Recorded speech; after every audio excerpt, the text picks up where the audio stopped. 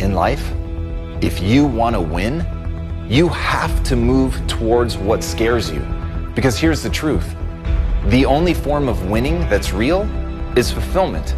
It's doing something that makes you feel good about who you are, makes you feel good about who you're becoming. It makes you feel good not only about serving yourself, but being able to serve others. And the only way to do that, the only way, is to get outside of your comfort zone. The only way to adapt and grow and improve is to push yourself towards the things that scare you. Why? Because fear is a response to stakes. It means that there's enough there that matters. And once you identify what matters, then you know what to move towards. But whenever you're moving in the opposite direction of the things that scare you, you're moving away from the very things that matter. Your mind triggers because something is a potential for failure, something is putting you in danger, but the very thing that's putting you in danger is almost certainly emotional danger. And the things that carry emotional danger are the things that matter to you. And the things that matter to you are the things that matter most. And so to run in the opposite direction, to allow yourself to give into that, to allow yourself to see that there are stakes, that it matters, that it has meaning, and to move in the opposite direction is to literally state that you want to stay small. It's to literally say that you don't want to be successful. And once you get in that loop, then you begin to erode the thing that matters most, what you think about yourself. Because here's the reality, maybe nobody else notices. Maybe nobody else knows that you're running away from the things that scare you, but you'll know. And the one person that none of us can ever hide from is ourselves. And the only thing that really matters, going back to fulfillment, talking about the only way to win, is what we think about ourselves when we're by ourselves. And who's there in that moment? You. The one person that knows whether or not you move towards something when you're afraid. And I'm not saying don't be afraid. We're all afraid.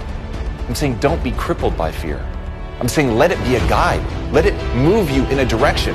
Have a code that you live by, that says, that mandates from you, that you move towards those things, that you accept that even in the face of fear, you can always choose to act.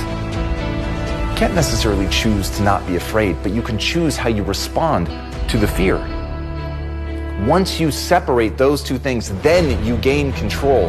And being in control of your life is the ultimate way to move forward.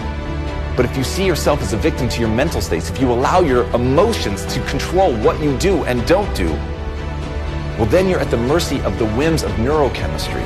And you've got to rise above that. You've got to have a focus. You've got to have a goal. You have to know what it is that you want to accomplish. And regardless of whether or not that scares you, in fact, because that scares you, that's got to be the thing that triggers you to push and go and develop yourself and develop that self-worth that comes from facing your fears, doing the hard things, being willing to suffer in service of something you believe in.